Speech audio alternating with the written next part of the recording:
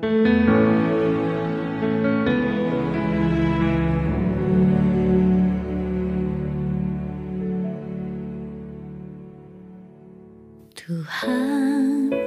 selalu setia, janjinya penuh kuasa, tangannya selalu terulur, memberi pertolongan dan jalan keluar.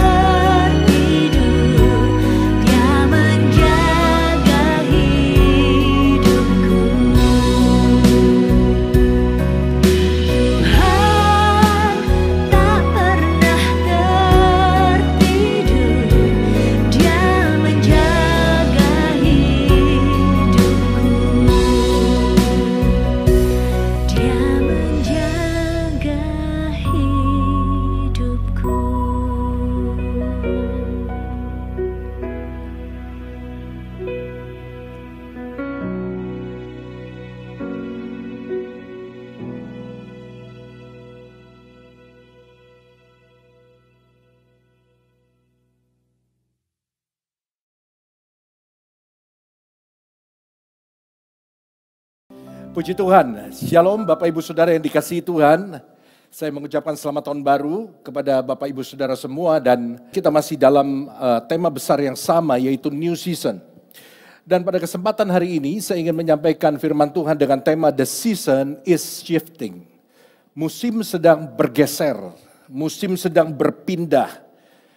Saudara-saudara yang dikasihi Tuhan, kita memasuki tahun yang baru sekaligus kita memasuki musim yang baru.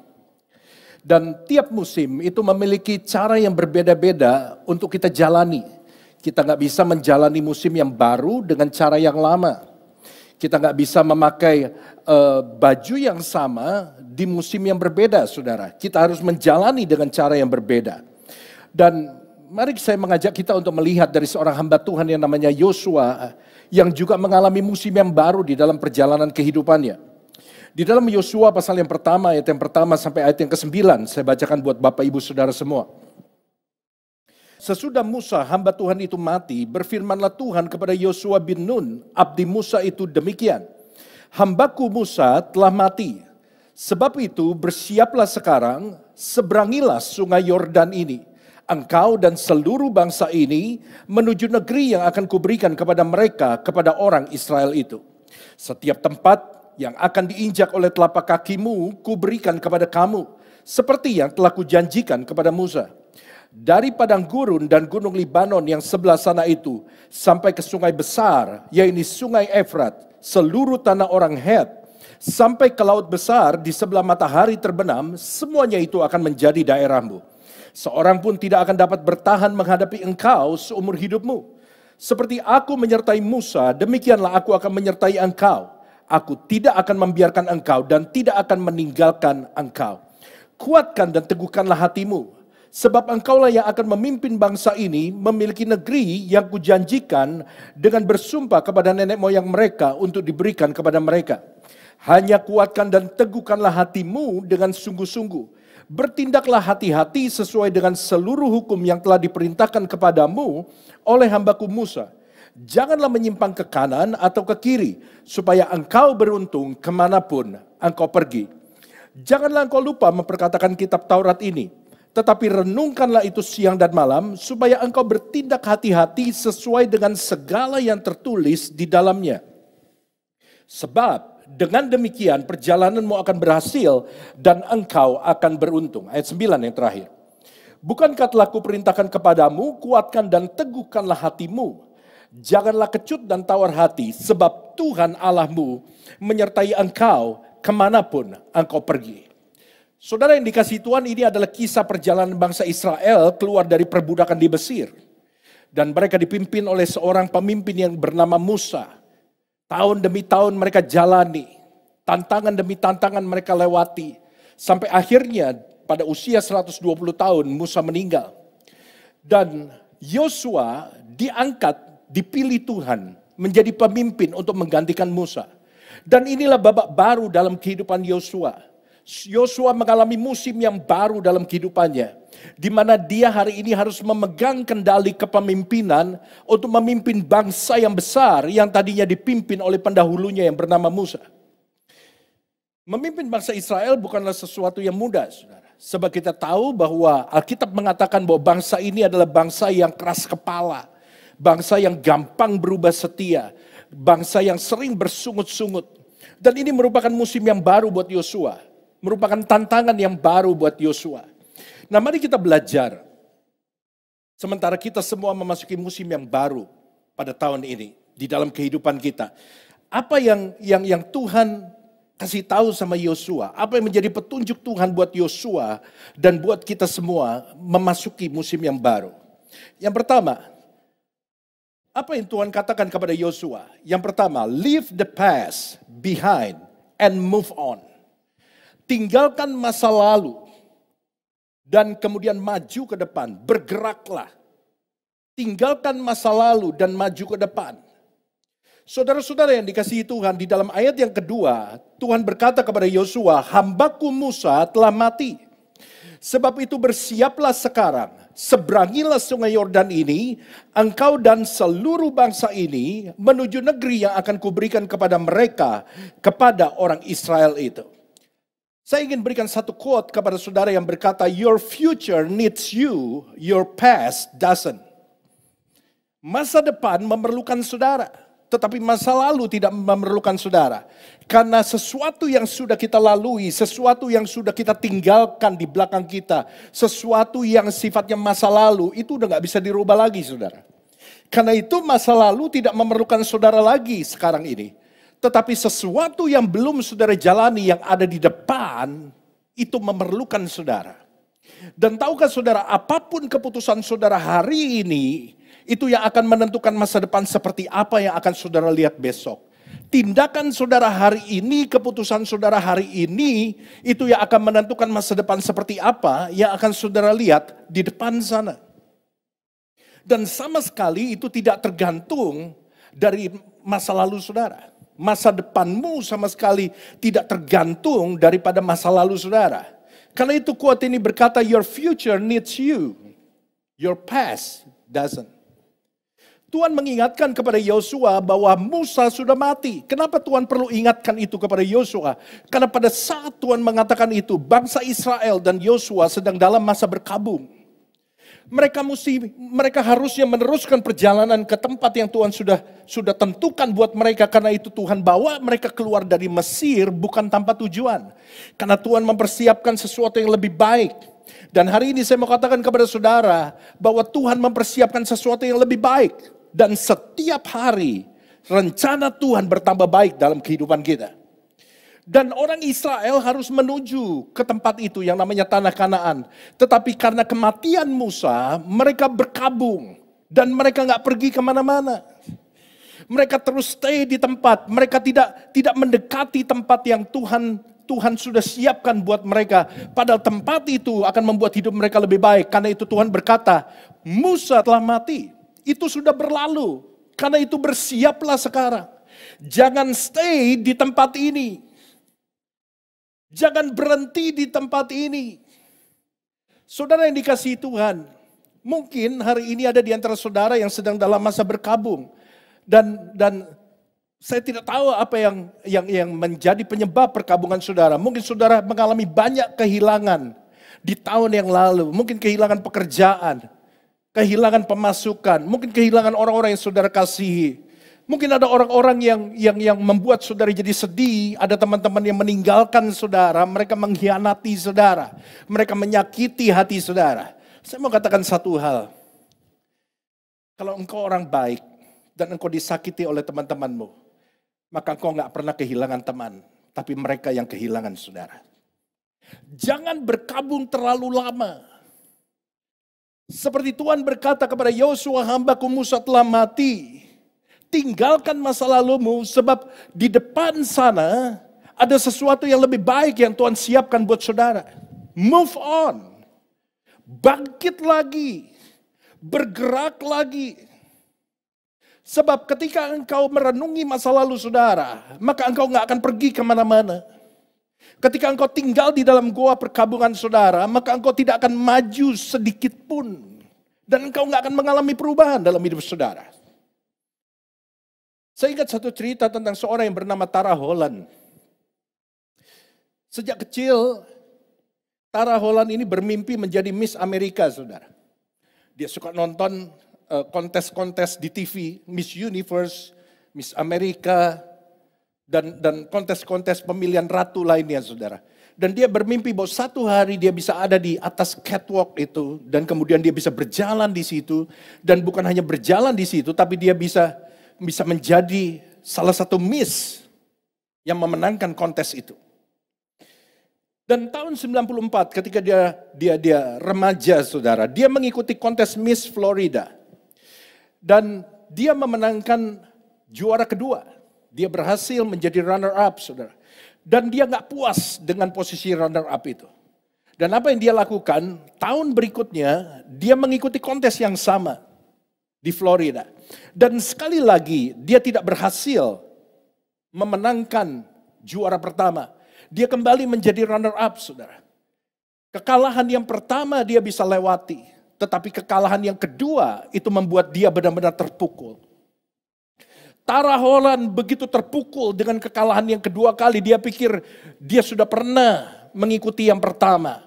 Dan yang kedua dia udah lebih banyak pengalaman dibandingkan yang lain. Dia pasti bisa memenangkan itu. Tapi ternyata Tara Holland hanya menjadi runner up. Dia mengurung dirinya, saudara. Dia begitu kecewa, dia begitu sedih, dia begitu sakit hati. Dia nggak mau ngapa-ngapain, dia hanya mengurung dirinya dan kemudian mengasihani dirinya sendiri. Dan dia nggak lakukan apapun sampai satu titik. Tiba-tiba dia merubah mindsetnya. Dia berkata apa? Bahwa kegagalan yang kedua kali tidak menentukan yang ketiga kali. Karena saya pernah gagal 2 kali, artinya saya lebih tahu bagaimana caranya untuk berhasil dibandingkan dengan yang lain. Dan kemudian Tara Holland memutuskan untuk pindah dari Florida ke Kansas. Dia memutuskan untuk merubah lingkungannya. Dan kemudian ketika dia ada di Kansas, saudara, setiap hari dia katakan, dia menyewa begitu banyak video tentang acara pemilihan ratu. Dan dia nonton itu. Bahkan dia katakan setiap hari dia bisa nonton puluhan video tentang acara kontes pemilihan ratu. Untuk apa? Untuk dia belajar. Dan akhirnya pada tahun 97, dia mengikuti kontes Miss Kansas. Dan tahun 97 itu dia berhasil menjadi Miss Kansas. Dan di tahun yang sama dia adakan pemilihan Miss Amerika. Dan dia mewakili negara bagian Kansas untuk ikut Miss Amerika. Dan di tahun yang sama Tara Holland berhasil menggapai mimpinya. Dia menjadi Miss Amerika. Dia berjalan di atas catwalk itu. Dan dia memegang tongkat Miss Amerika yang dia impikan sejak kecil. Mengapa Tara Holland akhirnya bisa menggapai mimpinya? Salah satunya karena dia tidak mau tenggelam di dalam masa lalunya. Hari ini saudara yang dikasihi Tuhan, perjalanan di depan masih panjang. Allah punya rancangan yang baik untuk setiap kita. Bukankah Alkitab berkata jalan hidup orang benar itu akan selalu naik? Karena itu saudara yang dikasihi Tuhan, jangan tinggal di dalam keterpurukan saudara. Jangan tinggal di dalam perkabungan saudara. Bangkit dan kemudian bergerak lagi. Sebab Tuhan belum selesai dengan hidup saudara. Ini yang pertama. Pesan Tuhan yang pertama kepada Yosua dan kepada kita hari ini adalah leave the past behind and move on. Di dalam Yesaya 43 ayat 18 di dalam bahasa Indonesia sehari-hari dikatakan, Tuhan berkata tidak ada gunanya mengingat masa lalu, percuma mengenang yang sudah-sudah. Yang kedua, apa pesan Tuhan buat Yosua dan buat kita pada hari ini di dalam memasuki musim yang baru? Fokus on God's word. Fokus kepada firman Tuhan.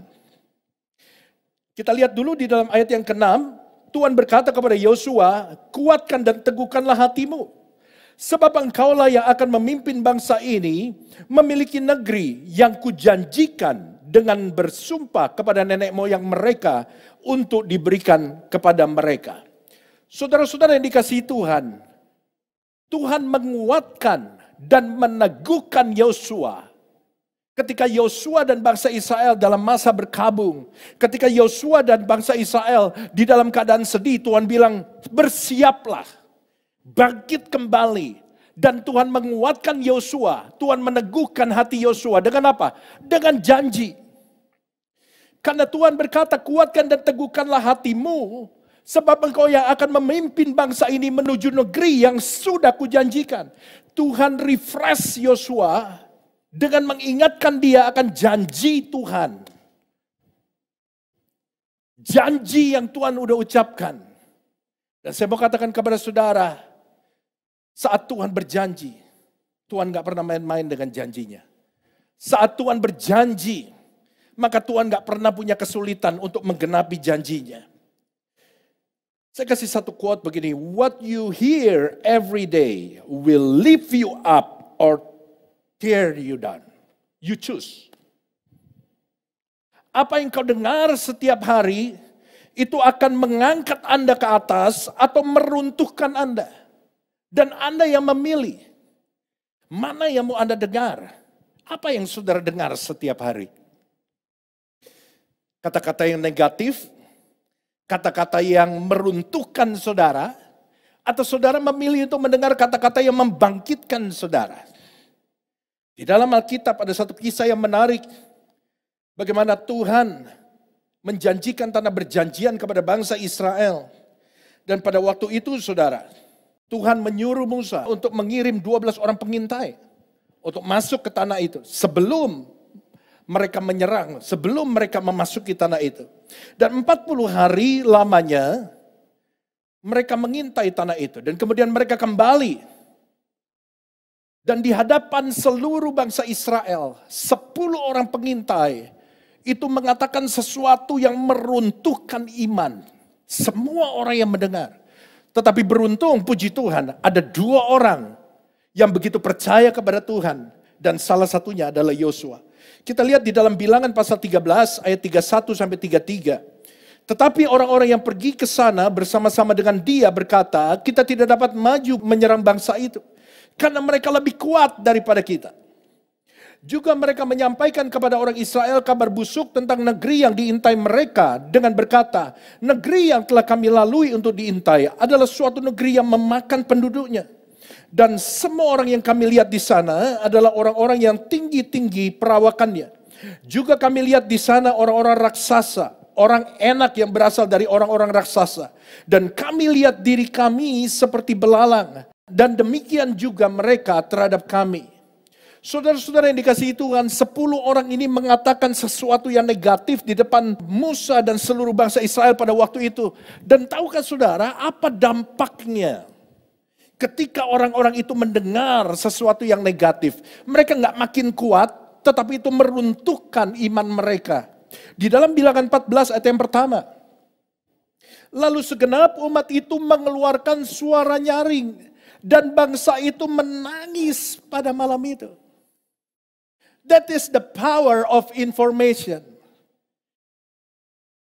Kalau saudara salah dengar informasi, kalau saudara salah dengar, maka apa yang saudara dengar itu akan mempengaruhi pikiran saudara.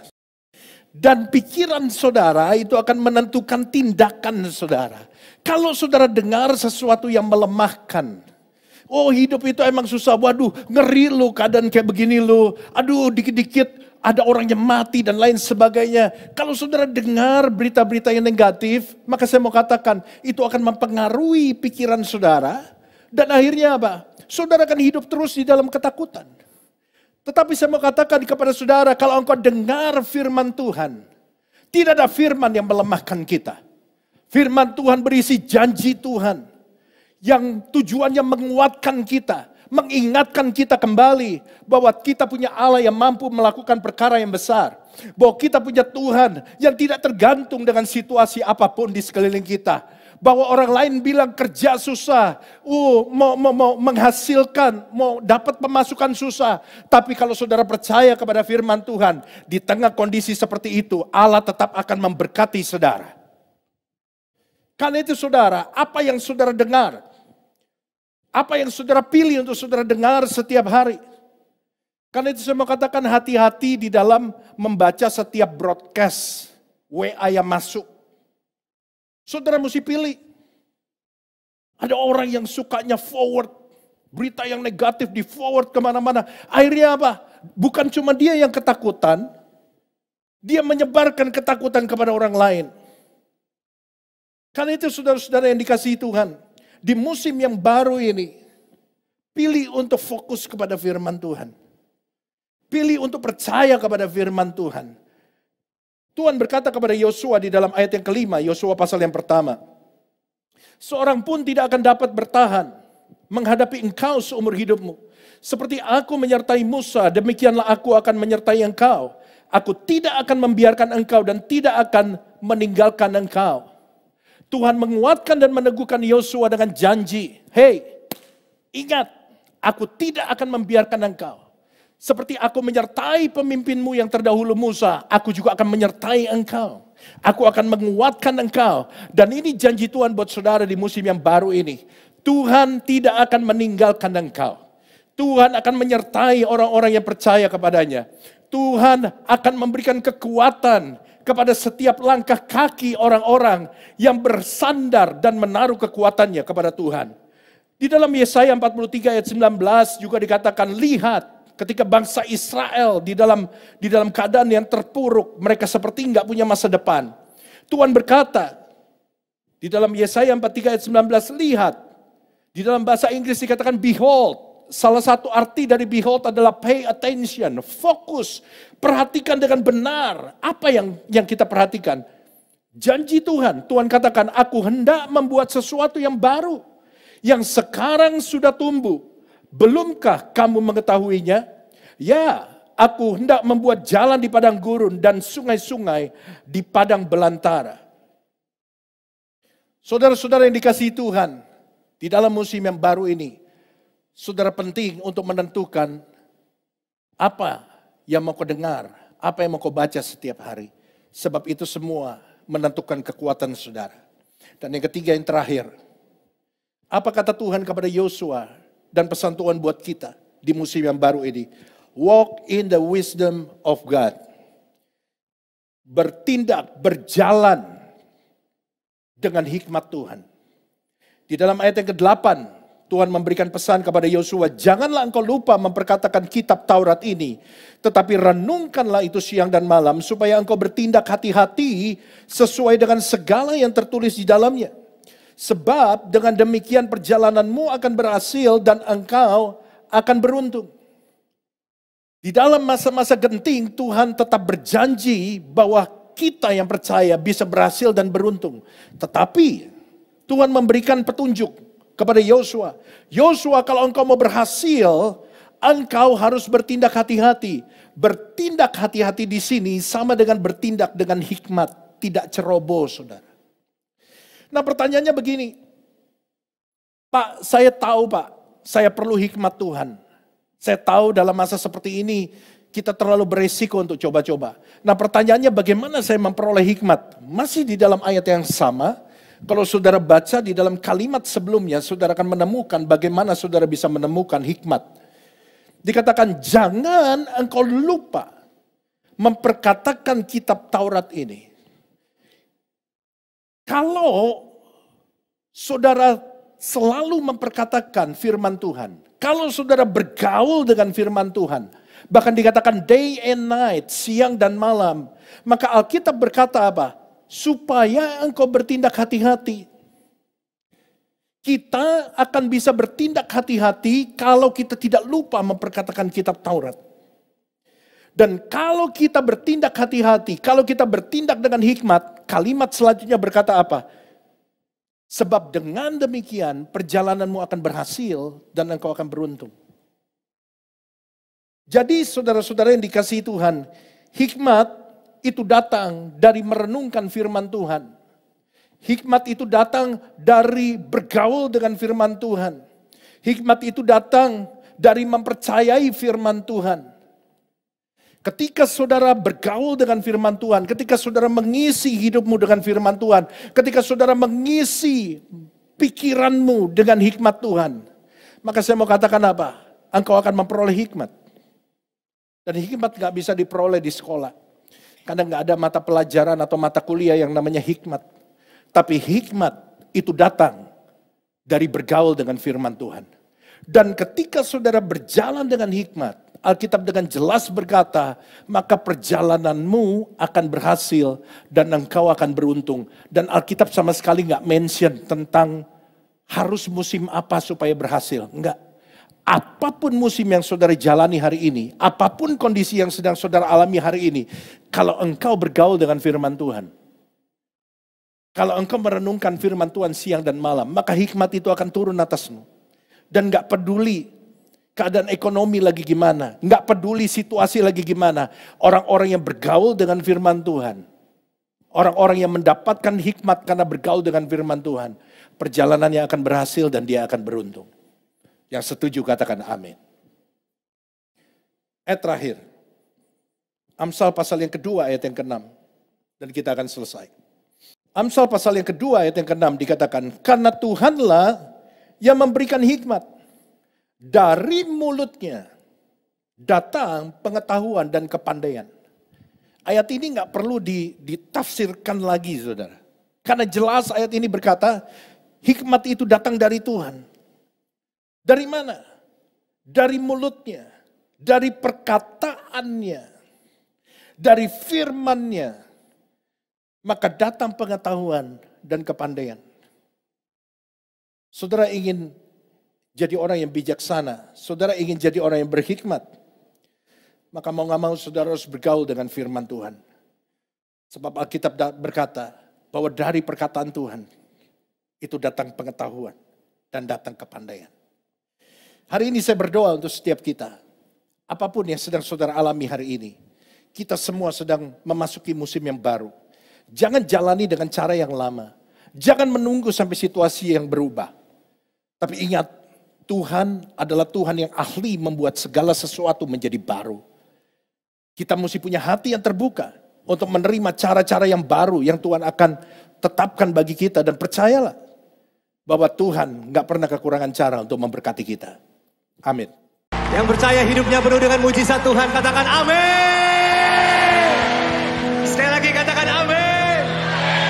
Saya percaya saudara, waktu Tuhan memurnikan hati kita semua, hidup kita bukan hanya penuh dengan mujizat, tapi siapkan hati saudara untuk terima ledakan-ledakan kuasa Tuhan. Amin.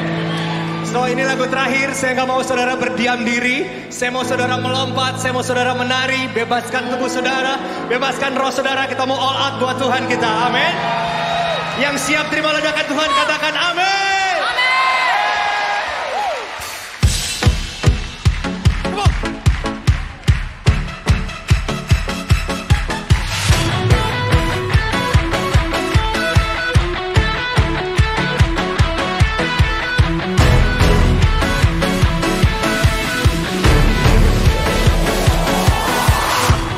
Bila rohmu bekerja, tiada yang dapat hentikan. Ada lawatan besar membakar hati yang menyembah. Katakan Kami siap, nyatakanlah bumbu dahsyat kuasa-Mu tak pernah berubah. Kau yang terhebat takkan terkalahkan. Bumbu dahsyat lawatan-Mu tercurah atasku. Kau yang terhebat takkan terkalahkan.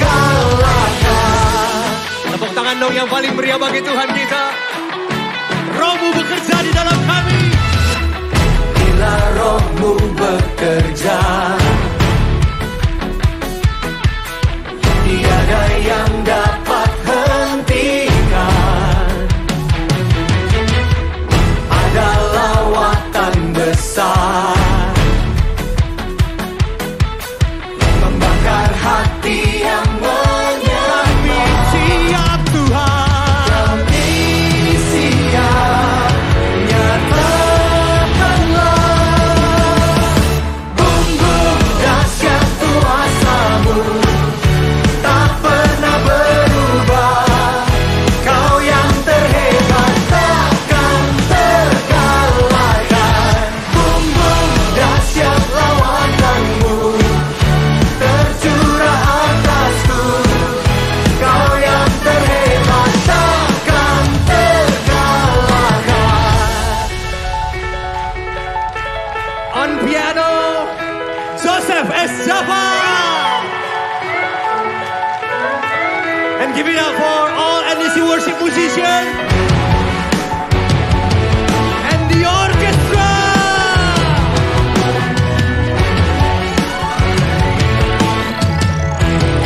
Come on. Kami siap, nyatakanlah. Kami siap, nyatakanlah.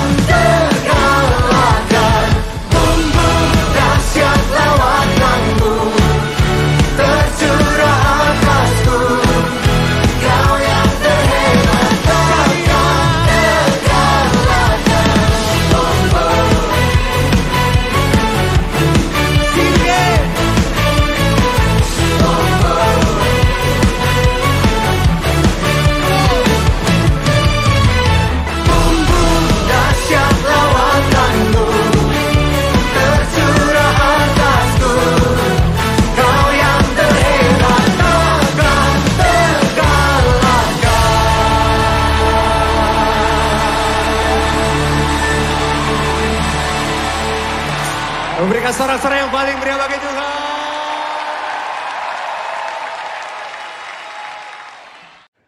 Sekarang, terimalah kasih karunia dan damai sejahtera Tuhan Yesus Kristus, dan kasih Allah Bapa kita, serta persekutuan Roh Kudus menyertai setiap kita, sekarang, seterusnya, dan selamanya. Amin.